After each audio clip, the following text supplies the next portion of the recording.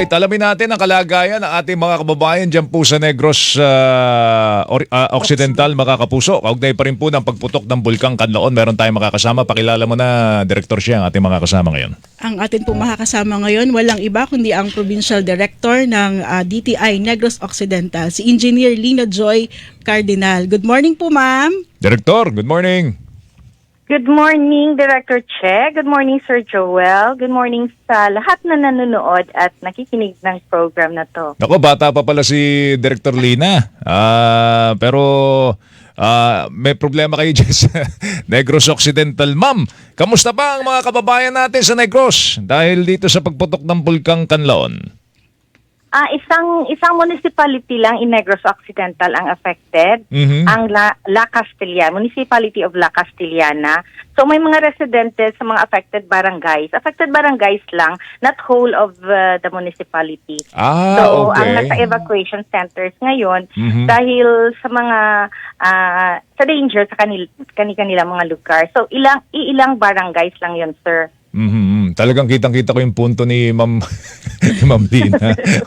Talagang mga alam mo mga Ilonggo na 'yan napaka malumanay at nako, talagang sarap kausap.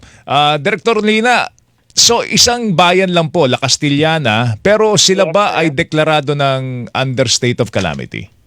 Yes, sir. Nag-declare ng state of calamity upon nag-convene ng special session. Yung eruption nangyari ng June 3. So, June 4, nag-convene ng special session ang sangguniang bayan ng Municipality of La Castellana at nagpass sila ng resolution declaring the municipality under state of calamity.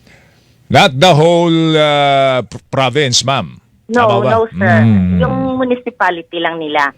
Okay. So, ilang barangay po apektado? Ito, sinasabi nyo, may ilang mga affected barangays na sa La Castellana? May mga 7 barangays na affected out of 13. So, yung mga residents from those barangays, pinalilikas na. May mga evacuation centers in the poblasyon nila. Sa ngayon ba, would you know kung ano ang sitwasyon nila doon? Meron pa bang binubugang abo? Meron bang apektado pa ng lahar? Kasi ang lahar po, Attorney Shea, kung magko-cover ka talaga ng mga pagputok ng bulkan, deadly combination talaga yung ulan tsaka yung pyroclastic material. Yung mga lumalabas doon sa bunganga ng bulkan. Pag pinagsama mo yan, nako, lahat ng madaluyan yan nasisira dahil malapot po yan. Kamusta doon? Yung issue tungkol sa lahar, Director Lina, meron bang mga problema pa hanggang sa ngayon? At kamusta ang panahon ngayon dyan? As of yesterday, nakapunta kasi kami doon, sir. Kalmado naman ang bulkan, pero minomonitor. So, nasa alert level 2 pa rin at binabantayan ang like kung umuulan, ang mud flow, binabantayan doon. At nakaabang talaga for information ng mga residents na nandun pa sa mga ilang barangays for them to transfer na sa population area. Meron pa ba mga kababayan tayo doon sa evac centers, ma'am? Mga evacuation centers? Oo, meron. Nandun sila. Director Shea? Opo, napabalita Director Dina, na may mga non-essential establishments na naipasara or nakasara ngayon dahil nga dyan sa state of calamity or dahil dyan sa pagputok ng bulkan. So ngayon po ba nakasara pa rin sila, ma'am? Doon sa mga barangays, meron tayong mga micro-businesses doon. So temporarily closed talaga sila dahil wala na nga ang mga residents ang mga barangay. So yun ang mga located doon sa mga barangays na affected, yun sila ang temporarily closed. So yung area po na yun, yung mga maliliit na businesses in the barangay, no? Opo. Yung atin po mga retail establishments naman, ma'am, yung mga, let's say, outside doon sa barangay na yon, bukas naman po sila. Sapat naman po ang supply ng ating mga pangunahing bilihin, ma'am. Yes, Director Che. Nandun kami kahapon sa mga major establishments. Meron dong isang supermarket, mga grocery stores, at pinuntahan din namin ang mga stalls selling basic necessities and prime commodities sa kanilang public market. So walang business as usual sila. Open ang mga stores at wala namang noted na like nagpa-panic buying, wala naman. Ang normal situation lang sila. At marami adequate ang mga supply natin ng mga basic necessities doon.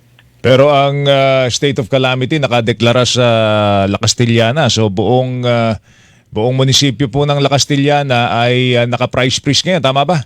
Yes, sir. Yes. Okay, ano ba yung mga basic necessities, ma'am, na mga produktong naka-price freeze po ngayon para mabigyan ng gabay yung ating mga kababayan, particular dyan po sa areang yan? So included, sir, sa mga basic necessities na covered ng price freeze are yung mga canned sardines in tomato sauce, processed milk, coffee, bread, yung loaf bread at saka pandesal, instant noodles, salt, yung iodized at rock salt, laundry soap and bottled waters, and including din ang candles. So naka-price freeze to ang itong mga basic necessities for a period that will last for 60 days. 60 days po ito magtatagal, no, 60 ma'am? days, From the date of declaration. Kailan ba dineclare? June 4? Tama ba? June 4 ang declaration, so it will be until August 3.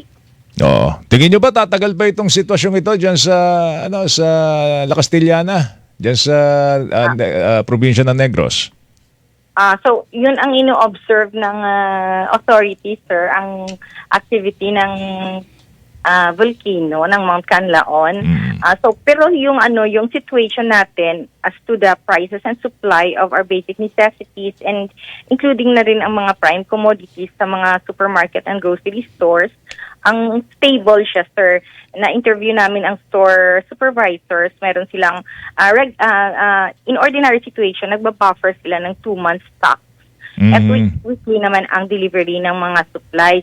So wala naman tayong problem as to the mga roads, passable naman lahat, ang all roads papuntang La Castillana. So walang problem sa delivery of goods. Alright. Ang state of calamity nakadeklara sa La Castillana, mga kapuso. Yes, so sir. ang price freeze po umiiral po diyan until after 60 days. Do sa loob po na 60 days, bawal ho kayong magtaas. Meron ba kayong na-monitor na lumalabag dito sa price freeze, Director? So far, sir, based sa DTI monitoring, wala namang lumalabag sa price freeze. So, yun na nga, nakausap namin ang mga store supervisors sa mga grocery stores and supermarket and mga store owners sa stalls located sa wet market regarding their adherence to the said price freeze. Oo. Ano ba ang parusa pagka lumabag sa price freeze, ma'am? So, mag-undergo naman yan ng due process, sir, and may corresponding fines and penalties. May mga multa? Ever found may mga violators. May pagpapasara ba? Wala. Sa decision ng lawyer. DTI lawyer yan. Alright, Director, parang mga tanong ko sa inyo, parang tanong na kailangan, abogado ka no? Sorry ma'am. Anyway, Director, sige, baka pwede kayo mangusap sa ating mga kababayan. May mga pa-anunsyo po kayo, may abiso. Sige, nasa inyo pagkakataon. Thank you, sir. So yung situation doon sa La Castillana, wala namang reason na like panic buying or whatever. Kasi nakikita natin, marami nga ang naghahatid ng mga assistance nila sa LGU La Castillana. Yung mga supplies ng basic necessities and prime commodities naman sa mga retail stores ay sufficient naman, adequate. So yung mga ating retail stores, ina-advise na rin na mag-adhere sa price freeze para wala namang maging problem during these times. Okay. O sige, ma'am. Sana wag nang lumala pa sitwasyon dyan. Mukha naman pahupa na yung pagputok po ng bulkan. At ngayon ba, okay naman ang panahon? Kasi baka pagka umuulan, yung mga sediments, ma'am, from the volcano, baka yun ang dumaloy naman doon sa mga tributaries po ninyo Yes, yun ang binabantayan. As of today, sunny day naman ngayon. So hopefully, maging okay lang ang situation in La Castellana. Alright. O sige ma'am, mag-ingat kayo. Director, thank you. Thank you po. Thank you, Mag-ingat po kayo. sir. Thank you, ma'am. Kinikilingan, walang Pinoy.